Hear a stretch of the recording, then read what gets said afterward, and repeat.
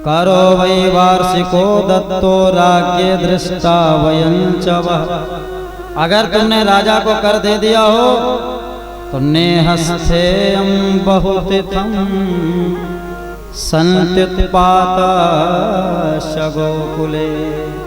अगर कर दे दी हो तो ज्यादा देर मत ठहरो, चले जाओ यहाँ से, क्योंकि उत्पात होने वाला है। अब नंद बाबा घबराए, क्योंकि वसुदेव जी कभी झूठ बोलते ही नहीं। सो बेचारे हनुमान जी को ध्यान करने लगे। संकट कटे मिटे सब पीरा, जो सुमिरे हनुमत बलवीरा। हे हनुमान जी महाराज, हे हमारे इष्ट देवता, हमारे लाला की रक्षा करियो, गोकुल की रक्षा करियो। नंद बाबा याद करते चले जा रहे थे, इतने में कंस ने गोकुल में पूतना मौसी को भेज दिया। कंसेन प्रहिता घोरा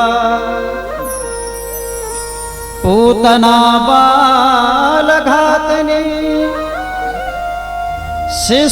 शिशुश्चचार निघ्नन्ते पुरग्राम ब्रजादिषु। पूतना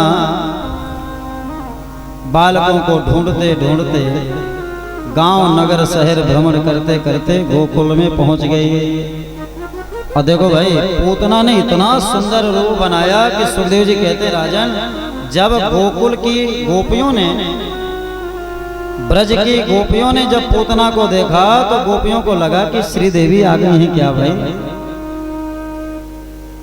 श्रीदेवी माने लक्ष्मी जी।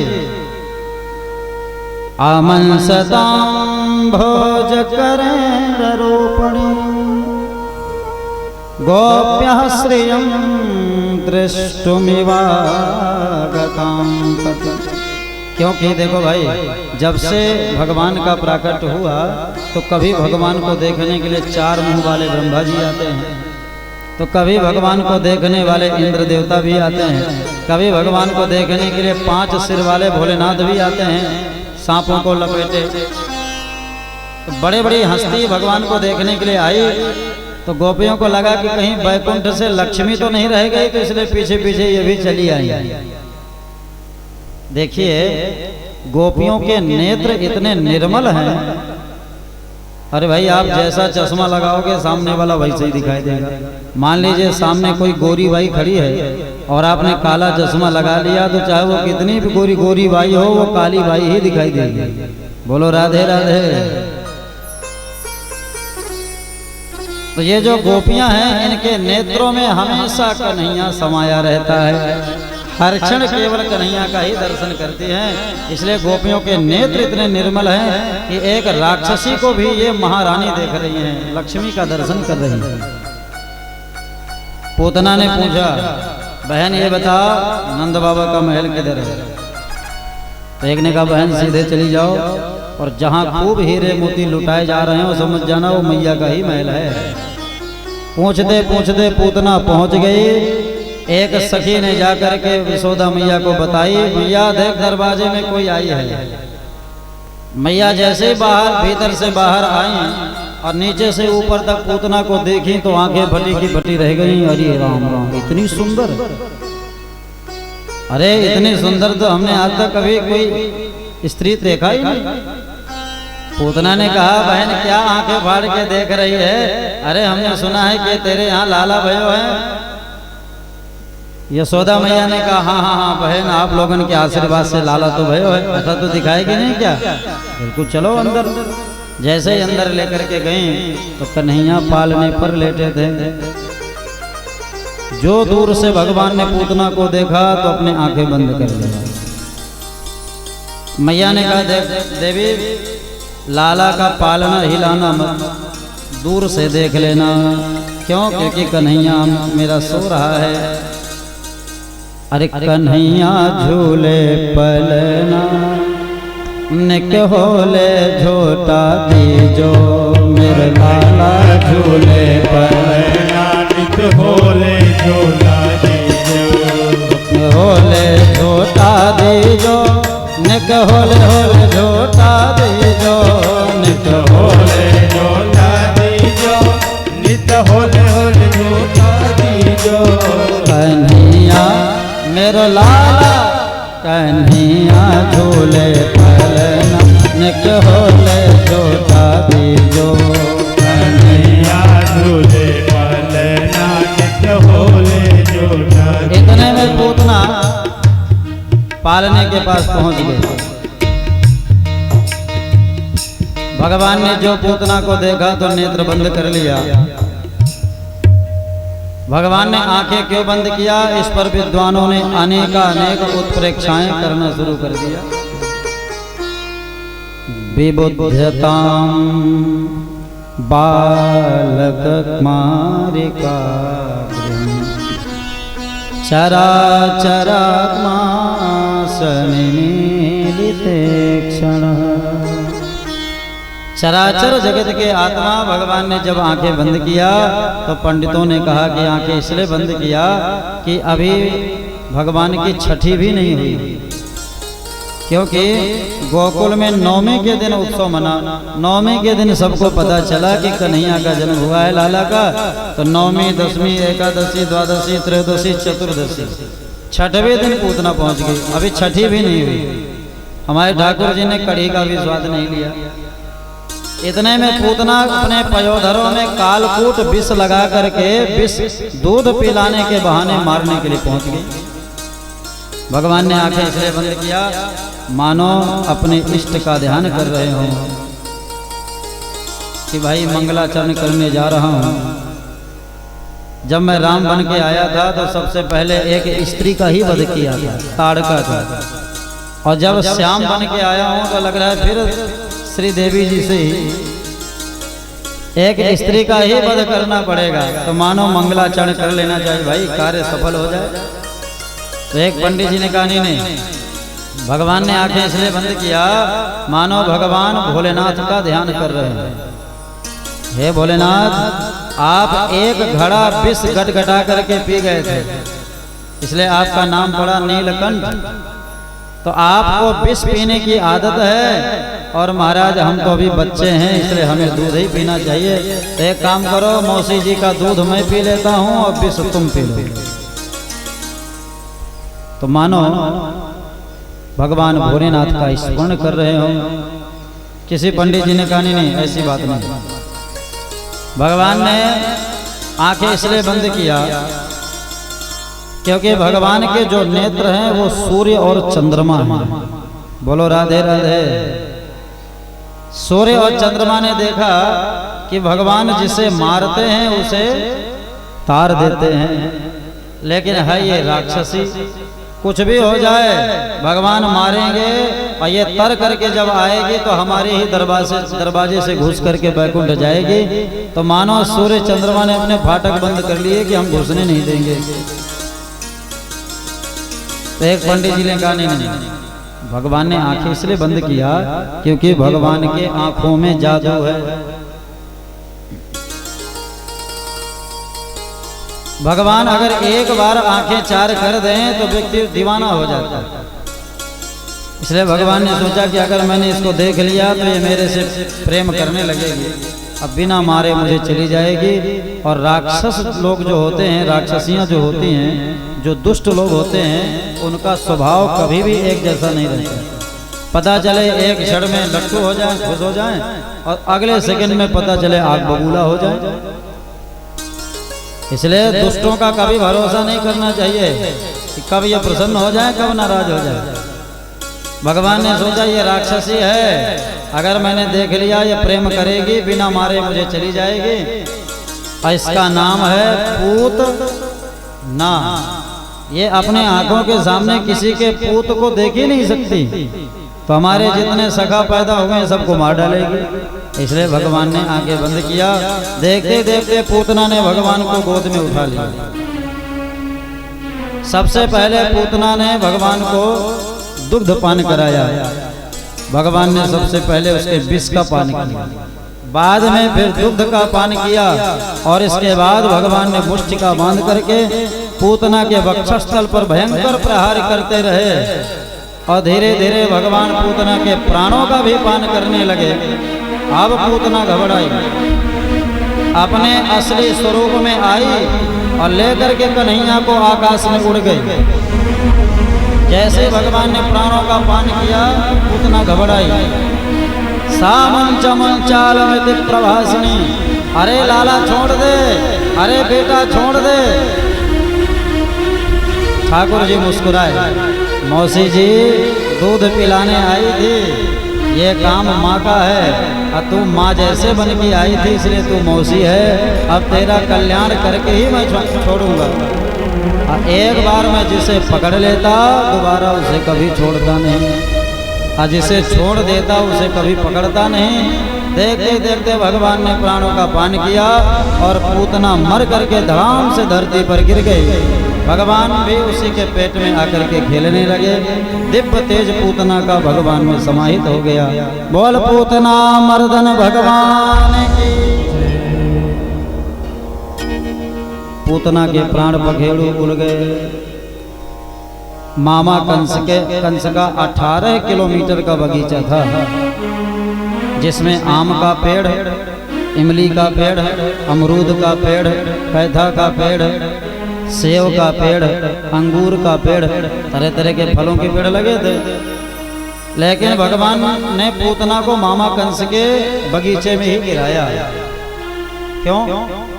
क्योंकि मामा कंस अपने बगीचे का फल न तो भगवान को भोग लगाता था, इसलिए आप लोग भी ध्यान से सुन लीजिएगा, और न ही अपने बगीचे का फल कभी किसी को खिलाता था। तो भगवान ने सोचा कि भाई जब ये बगीचे का फल न तो हमें भोग लगाता न भक्तों को खिलाता, तो एक काम करो इसको नष्ट ही कर देना चाहिए। तो पूतना को गिरा करके भगवान ने सभी फलों का चटनी बनवा दिया। बोल भक्त वत्सल भगवान की। क्योंकि सुखदेव जी कहते हैं पथमानोपि तद्देह स्त्री गव्युत्यंतर द्रुमा। 3 गव्युति, एक गव्युति माने 2 कोस और 3 गव्युति माने 6 कोस। एक कोस 3 किलोमीटर, 6 कोस माने 18 किलोमीटर। इधर ब्रजवासियों ने जाकर के मैया को खबर दिया, मैया गजब है गजब। सो मैया घबराती हुई दौड़ती हुई चली आई।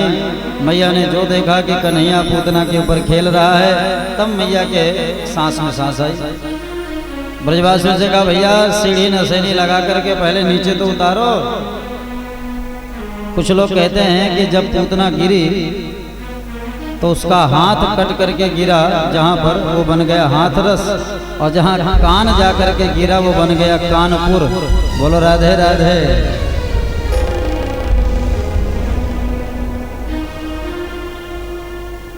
इतने में नंद बाबा आ गए।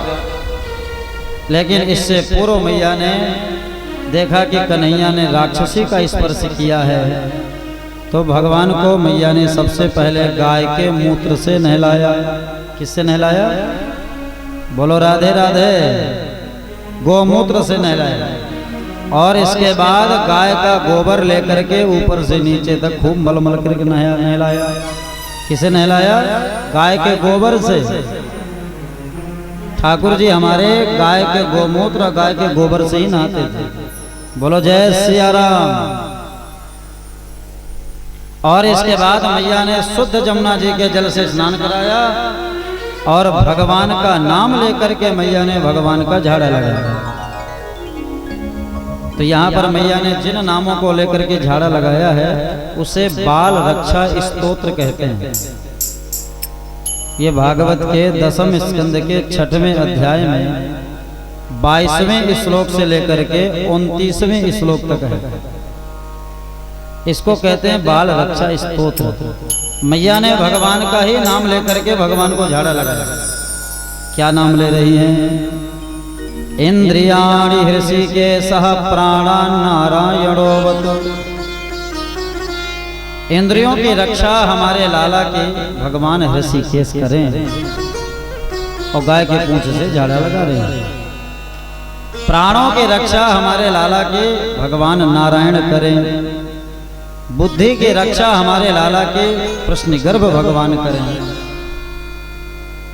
और देखो भाई, कभी कभी होता क्या है कि बच्चे खेलते खेलते गिर जाते हैं, हाथ पैर में चोट आ जाती है। तो अगर बच्चे खेलते समय न गिरें, उनकी रक्षा हो, तो माताएं इस मंत्र को पढ़ के झाड़ा लगा दें, जीवन में कभी बच्चे नहीं गिरेंगे।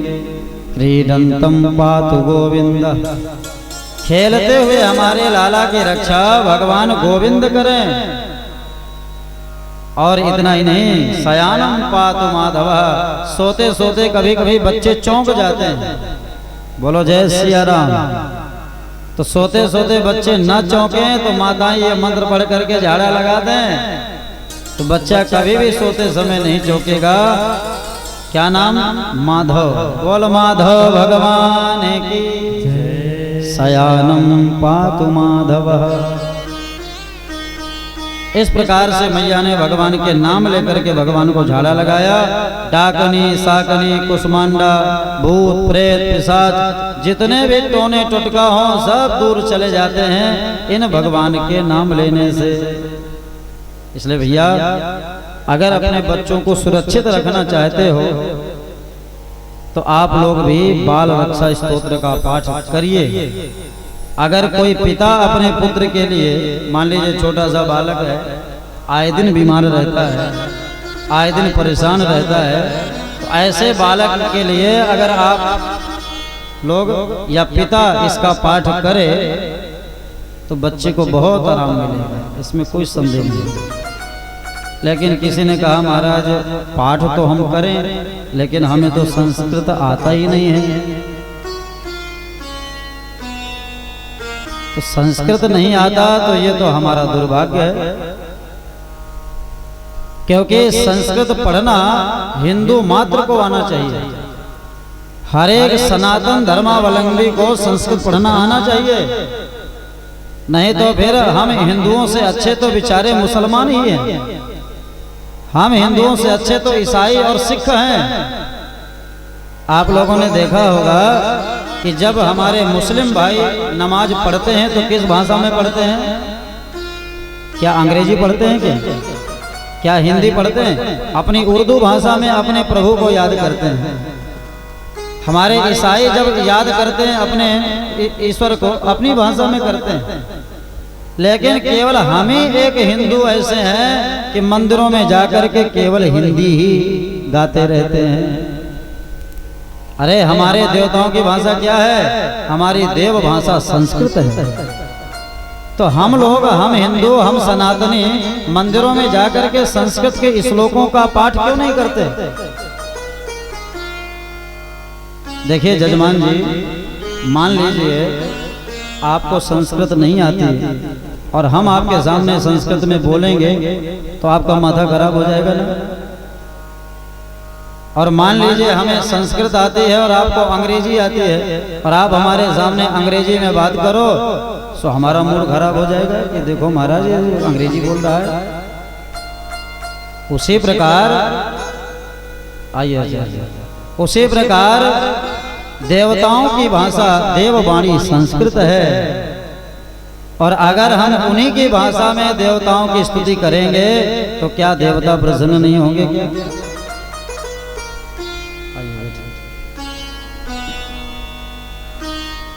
बोल वृंदावन बिहारी लाल की जय हो। जय राधे राधे गोविंद गोविंद जय राधे राधे गोविंद गोविंद राधे। जय राधे राधे गोविंद गोविंद जय राधे राधे गोविंद गोविंद राधे।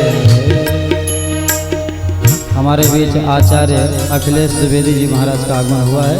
जोरदार ताली बजा करके स्वागत करिए। इनका स्नेह हमारे ऊपर बहुत रहता है और आपके माध्यम से हमारी कथाएं भी बहुत होती रहती हैं। तो आचार्य जी का भी स्वागत है, अभिनंदन है। बोलो वृंदावन बिहारी लाल की। तो हम ये निवेदन कर रहे थे कि देवताओं की भाषा है संस्कृत, चलो हम मानते हैं कि हमारे सनातन धर्म की ये खूबसूरती है कि हमारे देवता भावग्राही हैं। आप हिंदी बोलो चाहे अंग्रेजी बोलो, चाहे उर्दू बोलो चाहे फारसी बोलो, हमारे देवता सब भाषा जानते हैं, इसमें कोई दो राय नहीं है। लेकिन इसका मतलब ये थोड़ी है कि हम उसका अनर्गल फायदा उठावें। अरे देवताओं की भाषा संस्कृत है, और अगर हम संस्कृत में पाठ करेंगे तो क्या देवता प्रसन्न नहीं होंगे? इसलिए भैया हर एक हिंदू मात्र का कर्तव्य है, सनातनी का कर्तव्य है कि अपने बच्चों को तमाम भाषाओं को पढ़ाइए, लेकिन संस्कृत जरूर पढ़ाइए। उसे संस्कृत के श्लोक पढ़ने आना चाहिए, स्तोत्रों का पाठ करना आना चाहिए। और अगर कोई पिता नहीं कर सकता तो फिर ऐसी स्थिति में ब्राह्मणों से कराइए, जरूर फल मिलेगा। लेकिन हमें इन स्तोत्रों पर विश्वास और श्रद्धा रखना होगा। आजकल जब किसी बच्चों को नजर लग जाती है तो माताएं क्या करती हैं? तुरंत झाड़ू, जूता, कूचा, मोजा उठा लेते हैं और झाड़ू घुमाना शुरू किया, जूता घुमाना शुरू किया। क्या कर रही हो माता जी? अरे हम अपने बच्चे का नजर उतार रहे हैं। तो क्या ये जूता नजर उतारेगा? गाड़ी में हमने नींबू मिर्चा टांग लिया, ये भैया किसने क्यों टांगे हो? अरे महाराज एक्सीडेंट से बचाता है। क्या ये नींबू एक्सीडेंट से बचाएगा?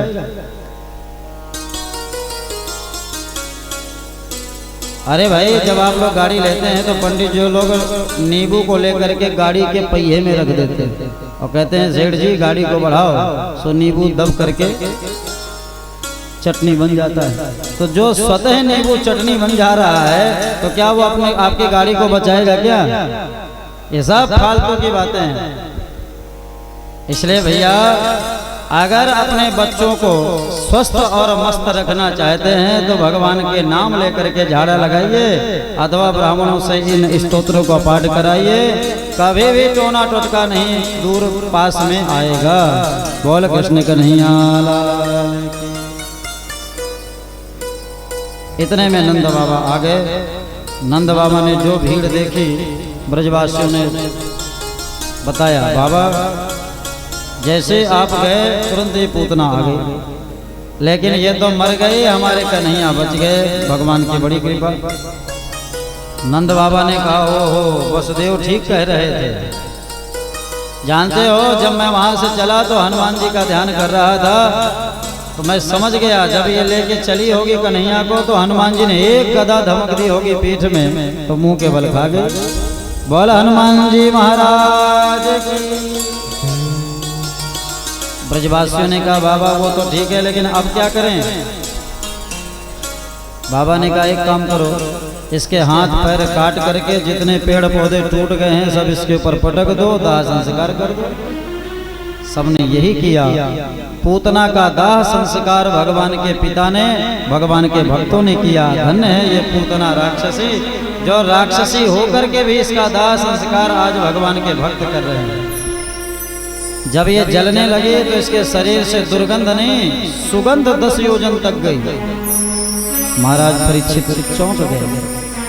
परीक्षित जी ने कहा कि भगवान ये खून पीने वाली, बालकों को मारने वाली महाराक्षसी पूतना जब ये जली तो इसके शरीर से दुर्गंध आना चाहिए था। बोलो राधे राधे। तो सुगंध क्यों आई? सुखदेव जी ने कहा राजन ये बताओ जिसका दूध भगवान ने पिया हो,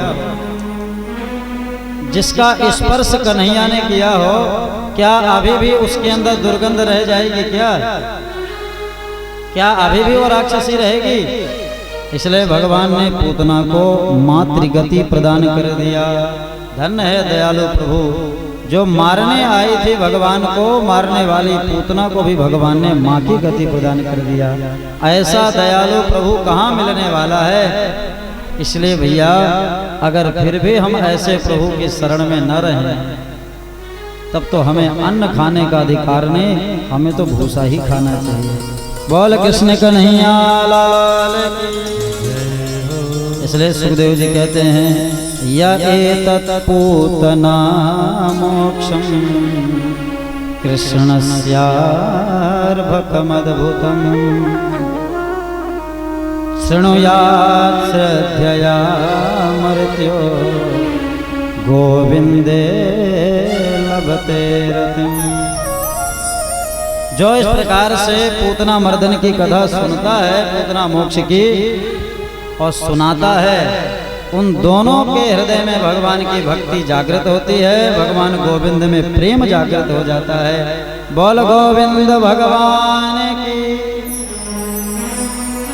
ये जो पूतना थी, ये पूर्व जन्म में राजा बलि की बिटिया रत्नावली। हुआ क्या था कि जब वामन भगवान गए राजा बलि के यहाँ और 3 पग भूमि दान में मांगा, छल करके 2 ही पग में नाप लिया।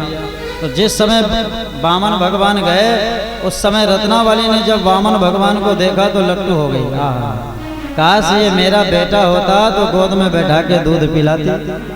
तो भगवान तो भाव के भूखे हैं। भगवान ने कहा चल देवी, मैं तेरा ये मनोरथ पूर्ण करूंगा। लेकिन जब भगवान ने छल कर दिया, तब इसका भाव बदल गया। अरे ये तो मारने का काम कर रहा है, इसको तो मार डालना चाहिए। भगवान ने कहा चल देवी, तू राक्षसी भी बनी।